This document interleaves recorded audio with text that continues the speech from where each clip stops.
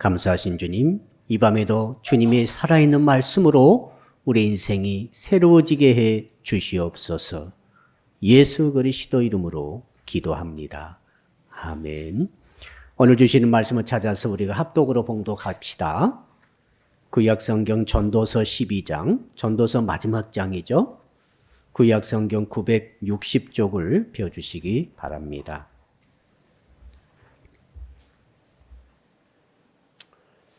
전도서 12장 9절로 14절에 있는 말씀을 우리가 합독으로 같이 봉독하도록 하겠습니다. 같이 9절부터 읽겠습니다. 시작. 전도자는 제자이어서 여전히 백성에게 지식을 가르쳤고 또 깊이 생각하고 연구하여 자문을 많이 지었으며 전도자는 힘써 아름다운 말들을 구하였나니 진리의 말씀들을 정직하게 기록하였느니라. 지혜자들의 말씀들은 찌르는 채찍들 같고 회중의 스승들의 말씀들은 잘 박힌 못 같으니 다 한 목자가 주신 바이니라. 내 아들아, 또 이것들로부터 경계를 받으라. 많은 책들을 짓는 것은 끝이 없고 많이 공부하는 것은 몸을 피곤하게 하느니라. 일의 결국을 다 들었으니 하나님을 경외하고 그의 명령들을 지킬지어다. 이것이 모든 사람의 본분이니라. 하나님은 모든 행위와 모든 은밀한 일을 선악간에 심판하시리라. 아멘. 우리 옆 사람 인사합시다. 못 좀 잘 박읍시다. 예. 못을 잘 박아놔야 안 빠지게 되죠. 잘 박아놓은 못은 왜 중요한가 하면은 거기에 중요한 것을 걸기 때문에 그렇습니다. 예. 때때로는 생명줄을 걸기도 합니다. 얼마나 못이 잘 박히는 게 중요하겠어요. 1986년도에 챌린저호라고 하는 왕복 우주선이 사고가 있었어요. 7명을 태우고 그 챌린저 우주선이 왕복 우주선이죠. 하늘로 발사되는데 한 73초인가 되다가 폭발하고 말았습니다. 그때 그 모든 중계가 전 세계로 되고 있었죠. 그러니까 7명은 전원 죽었습니다. 그리고 순간적으로 5천억이 날아가 버리고 말았습니다. 나중에 이제는 국가 대통령 그 위원회 특별위원이 조사를 했더니 이유가 밝혀졌습니다. 고무 패킹이라고 하는 오링, 오자형의 일종의 고무 패킹이에요. 자, 연료 커다란 로켓 탱크에 그 고무 패킹이 있었는데 그 고무 패킹이 너무 기온이 낮아가지고 이게 굳어진 거죠.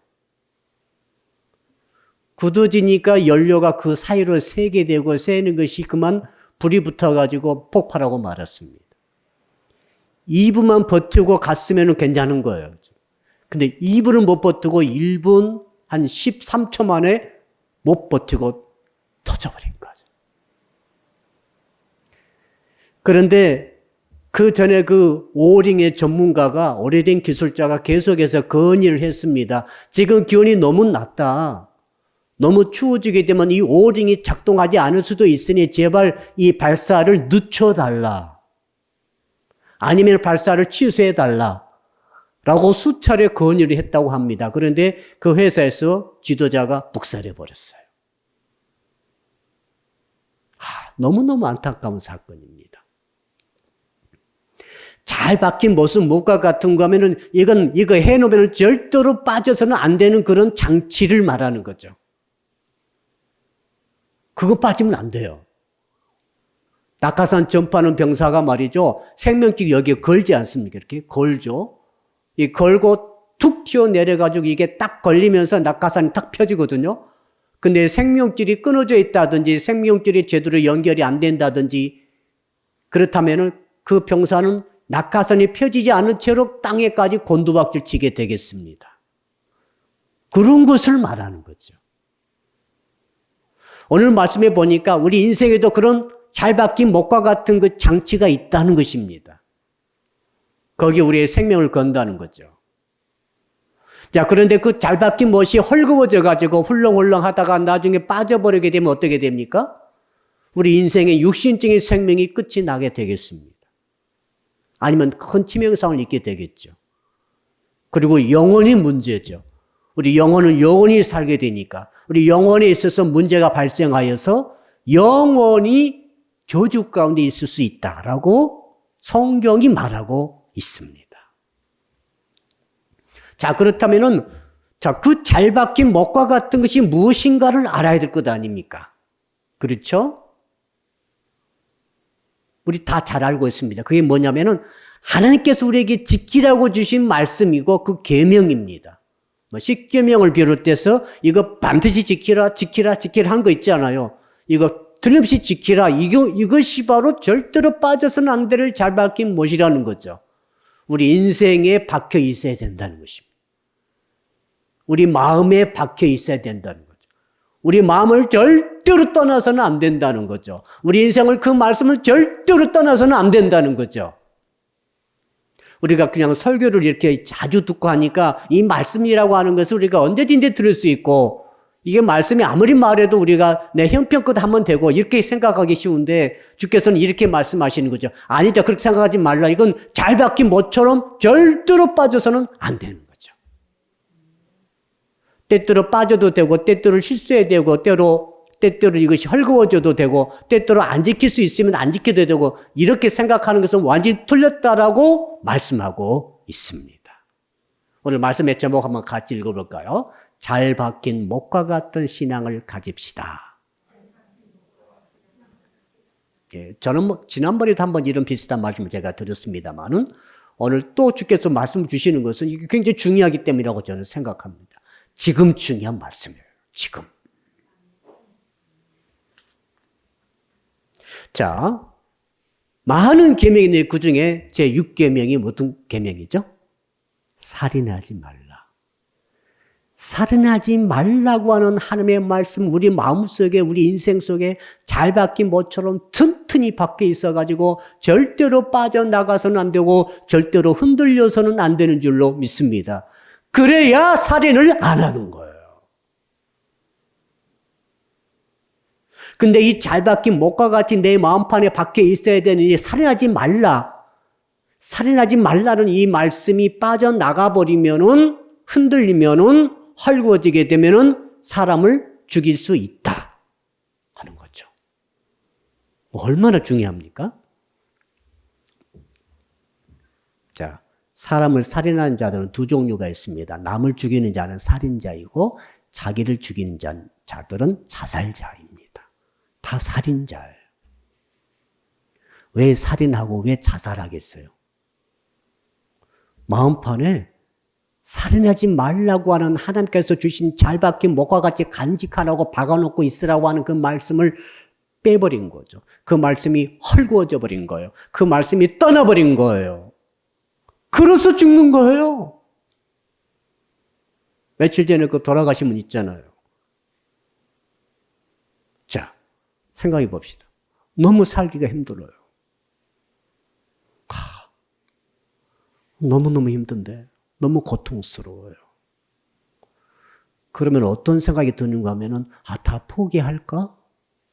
생각이 들어요.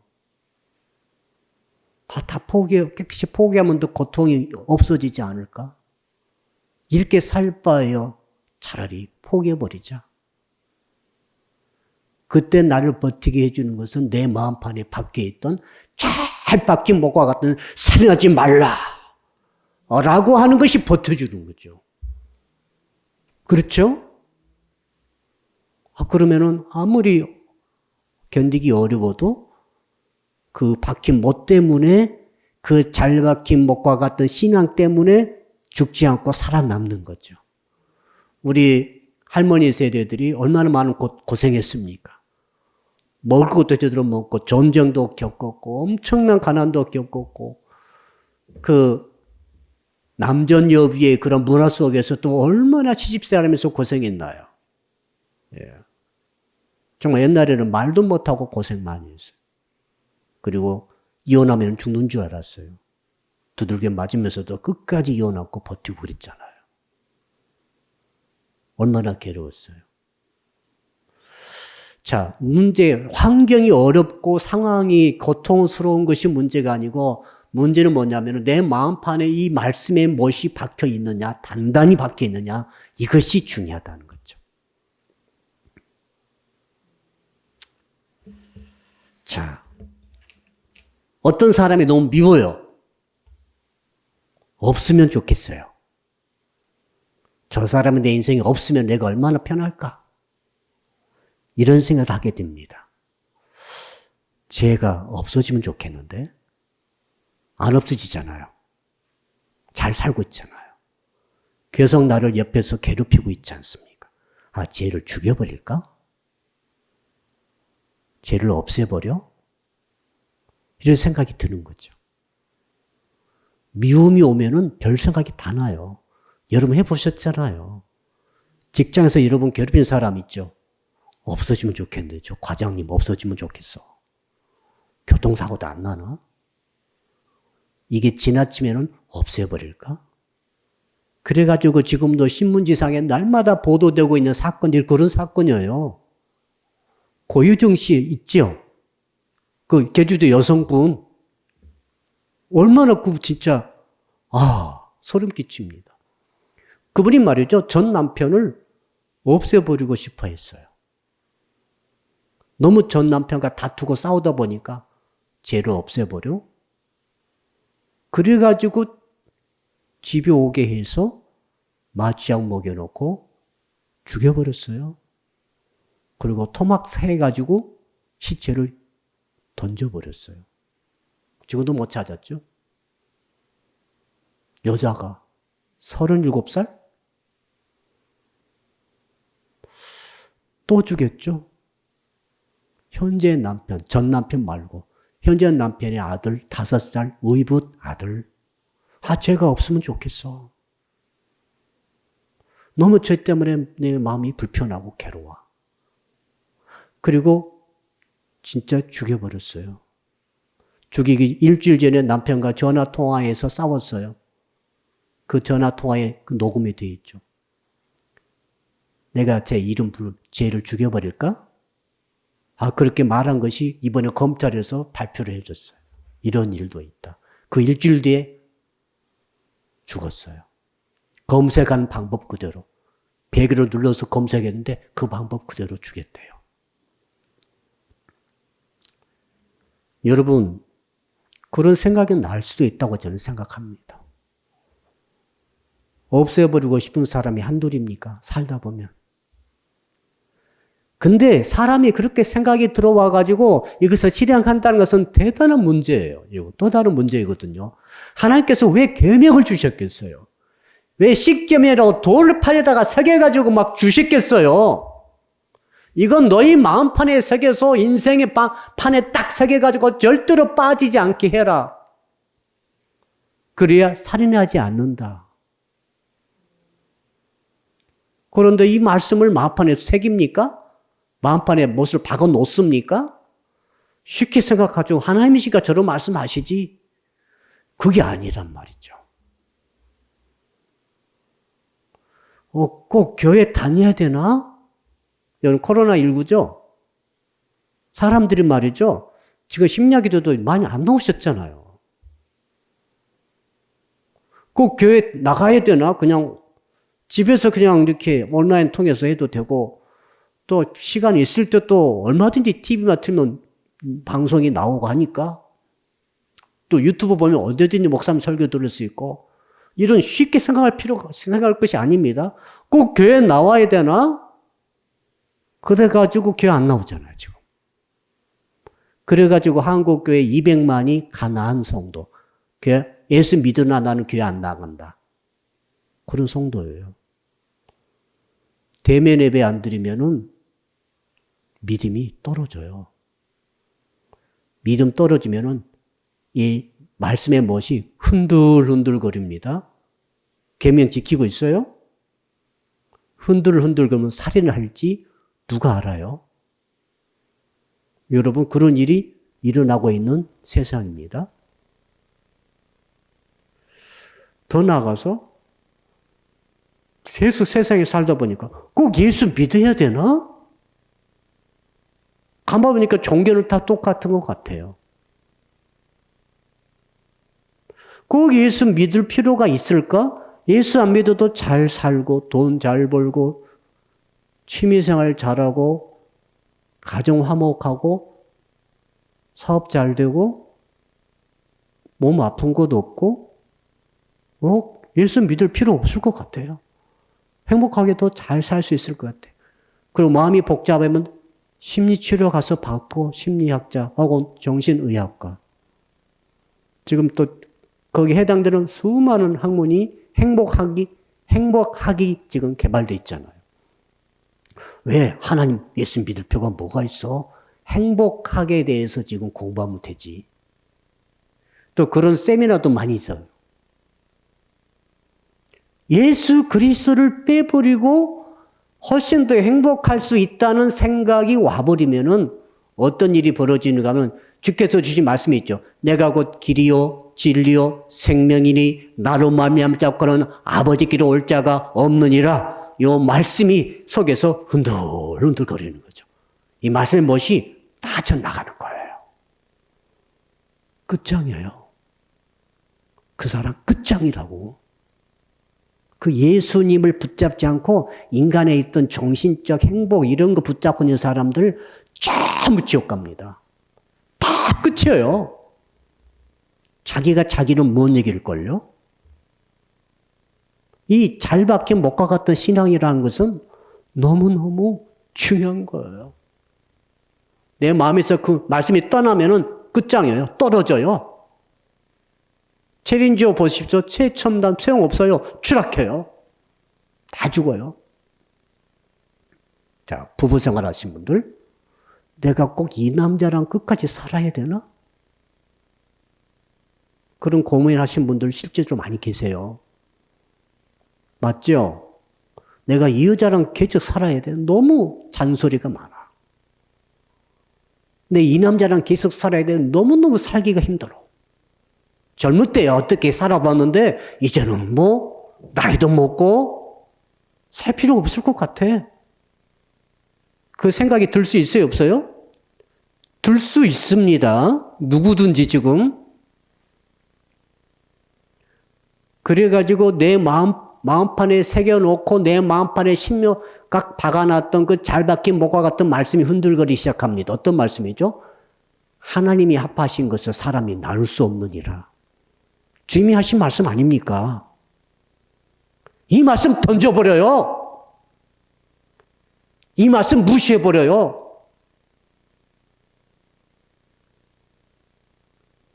가정 깨지는 거죠. 뭐 편하게 그냥 따로따로 사는 거죠. 예수 믿으나 안 믿으나 하나님을 믿고 말씀을 믿는다는 것이 무엇인지를 제대로 못 배우신 분들이죠. 이 말씀이 잘 박혀야 된다는 것이 내 인생을 붙잡아주는 마지막 보루거든요, 이게. 이거 끝나면 예수도 못 믿고 제대로 결혼생활 할 수 있을 것 같아요? 젊을 때 호르몬 나올 때나 그때 연애 감정으로 하지. 살 수 없어요. 앞으로 대부분 그렇게 될 거예요. 교회 다니는 거죠? 교회 다니는 것이 정말 주일 성수해가지고 막 다녔는데 그런 신앙이 다 없어져 버리고 가고 있어요. 왜 그런지 아시죠?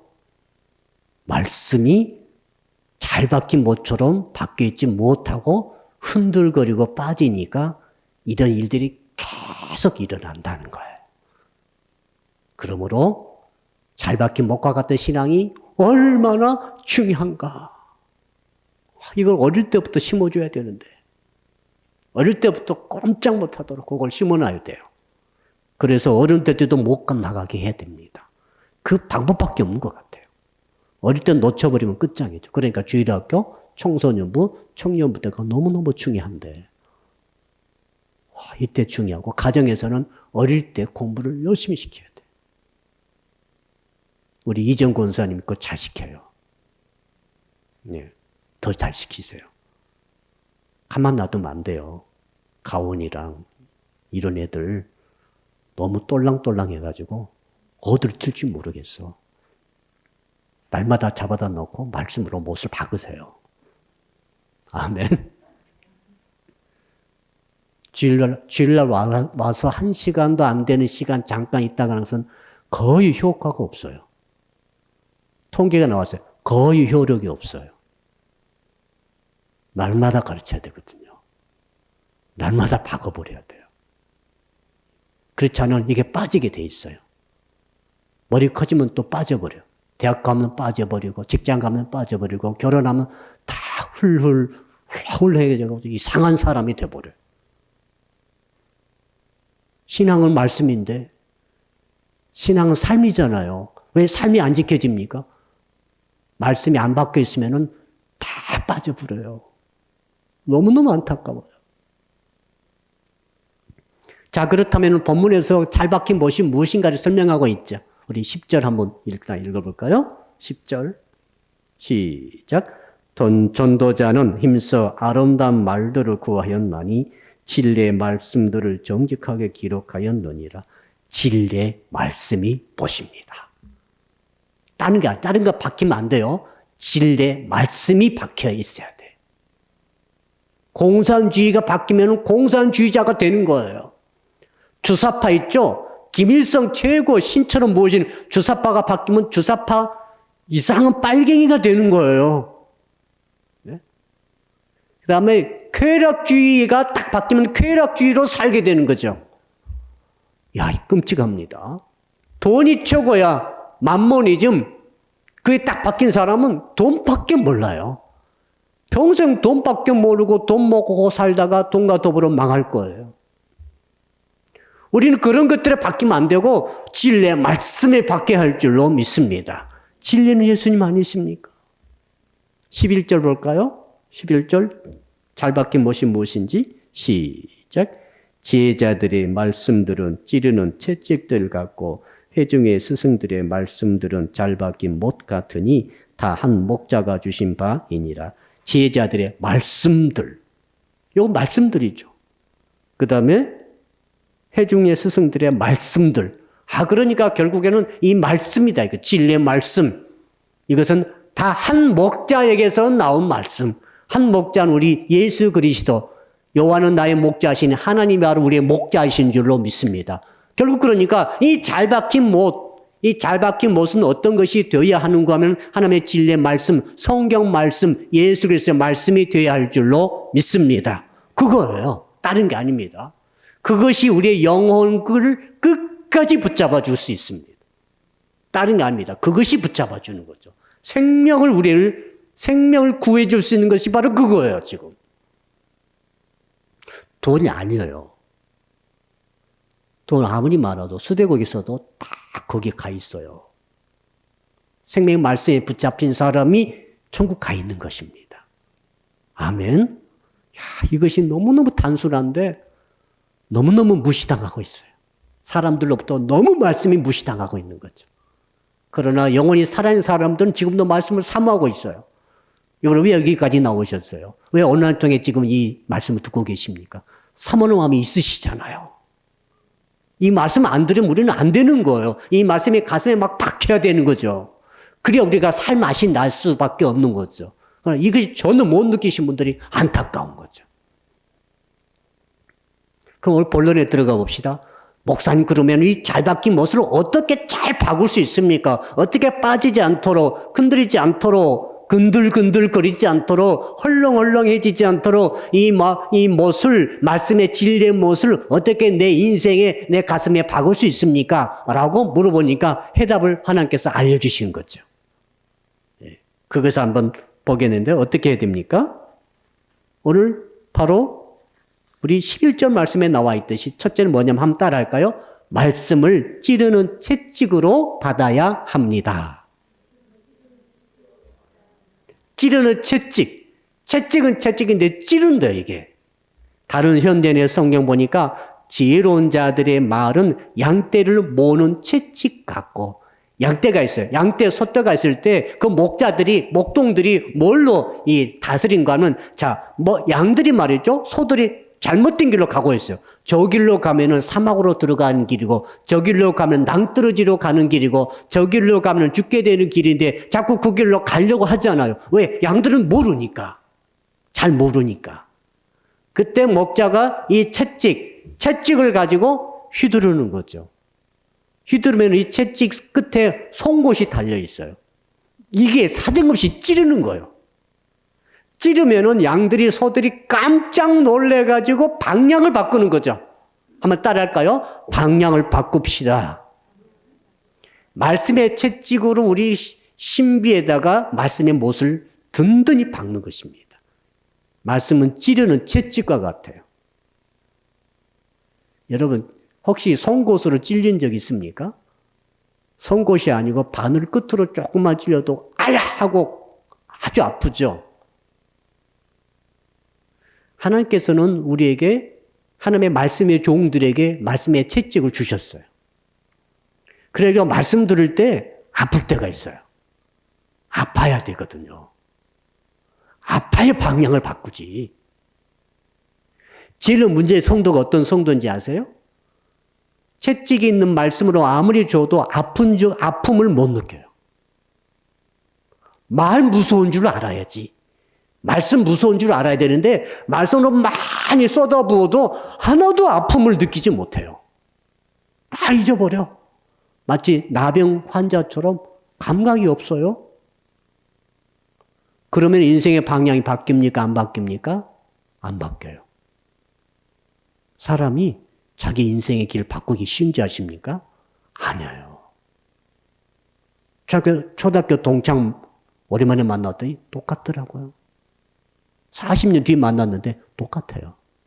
말투도 똑같고 성격도 똑같고 늙기만 늙어버렸지.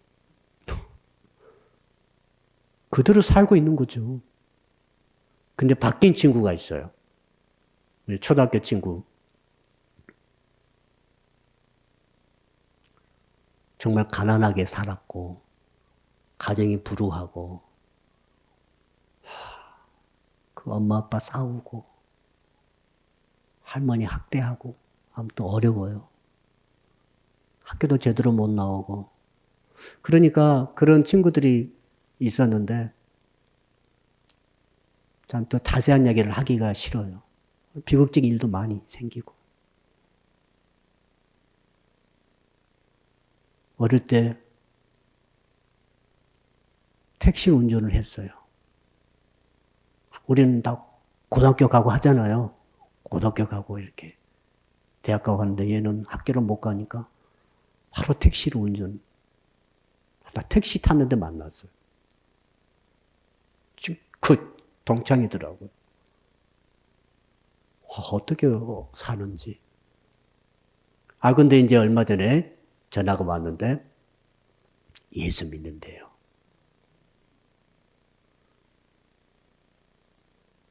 그때 험하게 살았거든요. 아시죠? 더 이상 말을 자세히 못 하겠는데 험하게 사는 거죠. 막 별짓 하고 막 사는데 예수 믿고 네가 목사가 됐다는 소리를 듣고 너무 내가 좋았다고 하더라고요. 예수 믿는 친구들은 목회자에 대해서 알잖아요. 너무 좋아하고. 근데 예수 안 믿는 친구들은 목사 됐어? 그 정도죠. 아무 세상적인 백도 없고, 이렇게 넘어가는데, 예수 진짜 믿는 애들은 그렇지 않아요. 목사가 죄종이 됐다고, 이렇게. 그래서 그 친구가 예수 믿을지는 몰랐거든요. 너무 좋아하더라고요. 그래서 결혼해서 잘 살고 있대요. 예수 믿고 말씀이 못이 박히면은 달라지는 거예요. 근데 예수 안 믿고 혹시 예수 믿더라도 슬렁슬렁 믿고 말씀이 없이 안 바뀐 사람은 제가 장담합니다. 길이 엇갈려요. 그때 하나님께서 말씀의 종을 통해서 목자를 통해서 채찍을 휘두르게 하시는 거예요. 말씀의 채찍이 쫙 감겨가지고 막 몸을 찌르고 견딜 수 없게 만들어야 그때서 정신이 바짝 나가지고 가던 길을 돌이켜서 올바른 길로 돌아가는 거죠. 가치의 변화가 일어나는 거죠. 방향이 달라지는 거예요. 비전이 달라져야 되거든요. 이게 말씀의 채찍으로 우리에게 말씀의 못이 박히는 과정입니다. 이걸 다른 원에 찾아보면 다른 성경 본문에는 가시채로 나와 있어요. 가시채. 한번 따라 합시다. 가시채. 말씀의 채찍의 가시채예요. 이게 유명한 이야기죠. 사도 바울께서 바울 되기 전에 이렇게 다메섹 도상에 가다가 예수를 만났을 때 주께서 하신 말씀이 거기에 나오지 않습니까? 예수께서 뭐라고 부활의 주님께서 뭐라고 하셨는가 하면은, 자, 우리가 다 땅에 쓰러졌을 때에 내게 말씀하시는 한 음성이 있어 내가 들음에 히브리 말로 이르시되, 예수께서 히브리 말로 부활의 주님이 이렇게 말씀하셨어요. 사울아, 사울아, 어찌하여 네가 나를 핍박하느냐? 가시채를 걷어차기가 네게 고생이라. 그러니까 가시채는 막대기예요. 아시죠? 긴 막대기 끝에다가 송곳을 삐죽삐죽 달아놨어요. 그래가지고 양이 잘못 가잖아요. 그러면 그걸로 콱콱 찌르는 거예요, 이렇게. 이게 가시채거든요. 근데 지금 바울이 아직 바울 되기 전이니까 이 가시채를 뒷발로 막 차는 거죠. 안 가겠다고. 하나님의 말씀으로 여러 차례 바울을 건드렸는데 바울이 끝까지 안 가겠다고 말씀을 거부하면서 지 길로 계속 왔다는 거죠. 그러니까 예수께서 부활의 주님께서 이제 직접 나타나신 거예요. 야, 너 가시채로 내 말씀을 그렇게 걷어차지 말아라. 너만 고생이야. 너는 기왕에 내가 선택했는데 너만 고생하고 싶어? 우리 성도님들은 하나님께서 선택하신 하나님의 백성인 줄로 믿습니다. 언제까지 말씀을 거역하실래요? 언제까지 말씀을 무시하시렵니까? 언제까지 말씀을 막 뒷발로 걷어차시렵니까? 당신만 고생이지. 안 할 고생도 하는 거예요. 하나님의 내 자녀를 선택했는데 내버려 두시겠어요? 어떻게 해서든지 돌아오게 할 때 그 과정이 너무너무 고통스러울 수 있어요. 그렇게 해서라도 돌아오게 하는 것이 바로 하나님의 말씀의 가시채라는 거죠. 그래서 말씀을 뼈아프게 들어야 되죠. 이렇게. 뼈아픈 말이나 듣잖아, 우리가. 하나님께서 말씀하실 때 그걸 그냥 지나가는 말이 아니라 뼈아프게 들어야 내가 습관이 바뀌고 행동이 바뀌고 거룩한 습관으로 바뀌지 않겠어요? 왜 이렇게 습관 때문에 예수를 못 믿는 것입니까? 각종 여러 가지 세상 것에 물들으면 정말 예수 믿기 힘들거든요. 왜 가치가 안 바뀔까요? 가시채로 안 맞아서 그래요. 가시채로. 그래서 진짜 세상의 가시 맛을 보기 전에 말씀의 가시채를 맛보는 사람은 세상의 가시채 받을 필요 없지 않습니까? 인생의 고난이 오기 전에, 사람의 채찍이 오기 전에 말씀으로 채찍을 먼저 맞는 거예요. 먼저 맞아가지고 정신 바짝 차려가지고 말씀만 듣고서도 나를 바꾸고 방향을 바꾸고 가치를 바꾸고 인생의 어떤 가는 길을 싹 바꾸게 되면은 그 사람의 그런 좋지 못한 환경적인 어려움이 올 필요는 없지 않습니까? 망할 필요 없잖아요. 이상한 그 고통 당할 필요 없잖아요. 그래서 하나님께서 말씀을 채찍으로 주시는 것이죠. 그래서 말씀 들을 때 아플 때 섭섭하고 나보고 들으라고 하신 말씀까지 들을 때는 그렇게 하시면 안 돼요. 하나님 나를 채찍으로 치시는구나. 이걸 내가 못 들으면은 지금 내가 안 바꾸면 이제 인생의 채찍이 오는 거예요. 틀림없어요. 너무너무 많이 봤어요. 그래서 너무나 평소에 주시는 채찍의 말씀이 귀한 것이다. 특히 좋은 말씀만, 사탕 같은 말씀만 구하지 마세요. 사탕 먹으면 이빨만 썩어요. 그렇죠? 쓴 약은 먹을 때 보약이 되잖아요. 그래서 너무 듣기 기분 좋아지는 말씀, 막 흥분되는 말씀만 원하지 마세요. 그런 말씀으로는 바뀌지 않아요. 그러나 채찍의 말씀 들을 때 우리가 바뀌거든요. 그래서 어릴 때부터, 젊을 때부터 이 채찍의 말씀을 들을 수 있는 훈련 되신 분들은 훌륭한 인물이 될 수 있어요. 아멘. 위대한 성도가 될 수 있어요. 어거스틴처럼 중년에 그거 만났다 할지라도 채찍 같은 말씀을 딱 들어보니까 야, 지금이 밤이냐? 지금이 낮이냐? 지금이 밤이야? 하고 막 그 말씀, 로마서 말씀 12장 들었을 때에 채찍으로 탁 와 닿으니까 사도 바울처럼 어거스틴이 변화됐죠. 일시의 습관을 싹 끊어버리잖아요. 그걸 기도해 주세요.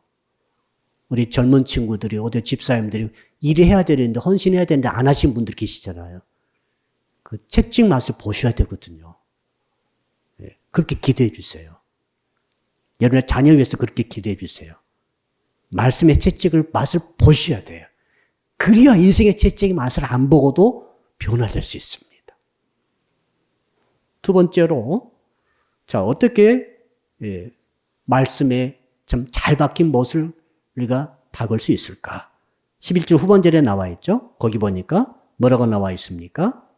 한번 따라 할까요? 말씀을 잘 박힌 못으로 받아야 합니다. 이 잘 박힌 못도, 이 못도 목자들이 가지고 다녀요. 자, 채찍을 가지고 다니고 가시채라고 그랬죠? 또 한 가지는 못이 있어요. 이 못은 이런 작은 못이 아니고 이런 못이 아닙니다. 긴 대못을 말해요. 사실은 말뚝이에요, 말뚝.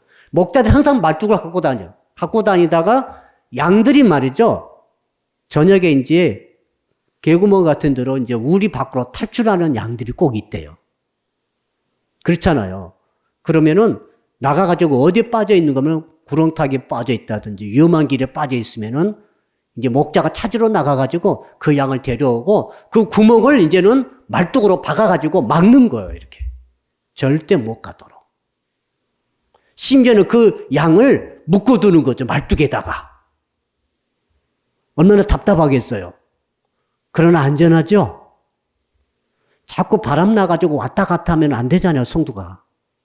성도가 자꾸 바람 나가지고 이것저것 불교도 왔다 갔다 하고, 물음살로도 왔다 갔다 하고, 돈 사기치는 것도 왔다 갔다 하고, 탐욕도 왔다 갔다 하고, 안 되잖아요. 그러니까 하나님께서 말씀의 말뚝으로 박아버린다는 거예요. 이건 보호의 의미가 있어요. 계곡으로 못 빠지도록 막아버리고, 사자가 들어올 수 있는 것을 막고, 그 다음에 그렇게 뻘뻘거리고 돌아다니고 지 마음대로 하는 성도들은 그만두면 안 되겠다 하면은 묶어버려요. 꼼짝 못하게 묶어놔요. 그래서 주님 저 답답합니다 할 때는 하나님께서 풀어주실 수 있어요. 그러나 그렇지 못할 때는 하나님께 뜻이 계시면은 말뚝으로 박아가지고 묶어두세요. 그것을 뭘로요? 말씀으로 먼저 주시는 거죠. 할렐루야. 우리 교회도 말이죠. 사랑의 비결을 자꾸 여기 계시할 분이 나가실 분이 계셔. 그렇죠? 그건 나가면 안 되거든요. 그러니까 나가도 되신 분이 계시고 나가면 안 되는 분이 계셔요. 분명히 하나님께서 말씀으로 많이 주셨을 것이라고 저는 믿어요. 말뚝을 박는 말씀, 잘 박힌 목과 같은 말씀을 주셨어요. 너는 지금 말뚝으로 지금 여기에 지금 묶여 있는 것을 너는 알아라. 근데 이걸 말뚝을 뽑아버리고 또 나가면은 그 사람은 어떻게 되겠어요? 큰 피해를 입어요. 심지어 죽는 사람도 있어요. 진짜요. 망한 사람도 있어요. 완전히 세상 사람 돼버린 사람도 있어요. 개종에 또 가는 분도 잘 가신 분도 계실 수도 있어요. 이거 보통 문제가 아닙니다. 영적으로 따지면 보통 문제가 아니에요. 그래서 우리가 교회를 정말로 신실하게 섬기면서 다녀야 한다.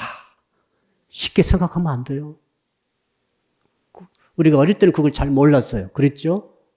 교회에 많이 있으니까. 아니에요. 하나님께서 미리 잘 박힌 못으로 다 박아 놓으신 거예요. 가정도 마찬가지죠. 어떤 여러분의 일도 마찬가지일 수 있어요. 자, 세 번째로는 12절이죠. 우리 12절 읽어볼까요? 시작. 내 아들아, 또 이것들로부터 경계를 받으라. 많은 책들을 짓는 것은 끝이 없고 많이 공부하는 것은 몸을 피곤하게 하느니라. 경계를 받으라. 따라합시다. 경계를 받읍시다. 잘 박힌 못이 되려면은 첫째는 채찍으로 맞아야 되고 방향 전환하게 가시처럼 맞아야 되고, 두 번째는 진짜로 이 다른 곳을 가지 못하도록 말뚝으로 박혀야 되고, 세 번째로는 경계를 받아야 돼요. 이 말은 무슨 말이냐면 경고를 받는 걸 말해요. 지난 수요일 날 말씀과 똑같은 말씀입니다. 경고를 우린 받을 수 있어야 돼요. 하나님의 말씀은 나팔이에요. 어떤 나팔인가 하면 경고의 나팔. 자, 오늘 또 차들이 이렇게 가다가 그 비상등 켜고 가는 차들이 가끔 있죠? 사이렌 불고 가죠? 웽웽웽 사이렌 불고 갑니다. 경고의 나팔. 자, 이 급한 차가 가니까 길을 비켜라는 거예요. 경고를 미리 보내는 거죠. 하나님께서 우리 성도들에게 경고의 말씀을 주세요. 경계를 받아라, 이 말은 그 말입니다. 네가 말씀 나팔 소리 듣고 아 이거네 라고 미리 경고를 받아가지고 조심하는 거죠. 그렇죠? 미리 경고를 받아가지고 타락하지 않는 것이죠. 미리 경고를 받아가지고 사고를 미연에 방지하는 거죠. 하인리히 법칙이 있습니다. 하인리히 법칙이라는 것은 뭐냐면 대형 사고가 터지기 전에 29번 정도 작은 사고가 생긴다. 그리고 300번 정도 징조가 있다. 막 배가 침몰한다든지 수백 명이 죽는다든지 막 그런 엄청 비극이 있죠. 사람이 죽는다는 게 비극이지 않습니까? 그 전에 미리 29번의 작은 사고와 300번의 크고 작은 여러 가지 종류의 징조, 경고가 있었다. 그걸 묵살할 때 사고가 터진다. 제주도에서 고등학생들이 무면허로 아버지 차를 끌고 나와가지고 돌아다니다가 가로등 박아가지고 운전하던 고교생은 죽었더라고요. 나머지 세 친구는 괜찮은데 경상 같은데. 그런 사고가 터지기 전에 아마도 무슨 경미한 사고나 경고가 있었을 것으로 생각이 됩니다. 하나님의 말씀이 있기 때문에 그렇게 제가 말씀드리는 거죠. 하나님께서 경계를 받아라. 한번 따라합시다. 경고를 받읍시다. 분명히 경고하세요. 아셨죠? 주께서 어떤 일이 터지기 전에 경고를 하셨어요. 그거 경고를 제대로 못 받으면 일을 당하는 거죠. 그러나 경고를 잘 받은 사람은 피해가는 거예요. 할렐루야. 은혜가 있기를 축복합니다. 네 번째로 13절입니다. 13절 읽읍시다. 시작. 일의 결국을 다 들었으니 하나님을 경외하고 그의 명령들을 지킬지어다. 이것이 모든 사람의 본분이니라. 따라합시다. 하나님을 경외합시다. 두려워하라 이 말이에요. 겁을 내라 이 말이죠. 좀 무서워해야 돼 하나님을. 사람들은 거꾸로 가기 쉽습니다. 사람은 되게 무서워해. 깡패 같은 사람 보면 무섭죠. 조폭이 막 문신거리고 설치면 무서워요. 조폭이 목욕탕에 들어오면 무섭더라고 옛날에. 지금은 아무나 붙이고 다니는 옛날 진짜 조폭들이 연그림 그리고 목욕탕에 들어오면 다 도망가요 남자들이. 거꾸로 가고 있잖아요. 사람을 두려워하고 세상을 두려워하고 세상의 권력 가진 자를 두려워하고 하나님을 두려워하지 않아. 이게 잘못된 것이란 말입니다. 하나님을 경외해야 합니다. 이것이 잘 박힌 못이에요. 하나님 무서워하는 사람은 어떤 특징이 있죠? 하고 싶어도 무서워서 안 합니다. 우리 어린아이들 잘 가르쳐 놓으면은 엄하게 해 놓으면은 아이들이 안 해요. 엄마 아빠 무서워가지고 못 하는 거예요, 이게. 최소한 그렇게 돼야 되거든요. 성도들이 왜 죄를 함부로 짓습니까? 함부로 말하고 함부로 뒤에서 죄를 짓고 함부로 은밀한 죄를 많이 짓잖아요. 왜 그렇습니까? 하나님을 무서워하지 않는 것입니다. 그런 말밖에 안 나와요. 아, 하나님 안 무서워. 저 집사는 하나님 무서워하지 않구나. 함부로 죄를 지어요. 함부로 말씀을 어겨. 하나님을 두려워하지 않으면은 방법이 없습니다. 죽으려면 무슨 짓을 못 하겠어요. 지옥 가려면 무슨 짓을 못 하겠어요? 하나님 안 보이고 죄져도 아무 사인도 안 주셔.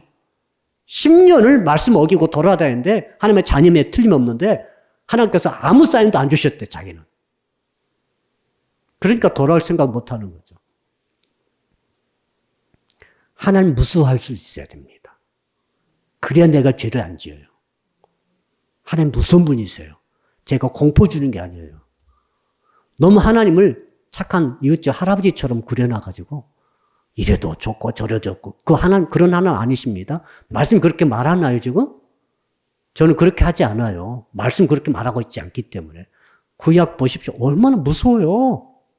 무섭습니다, 하나님.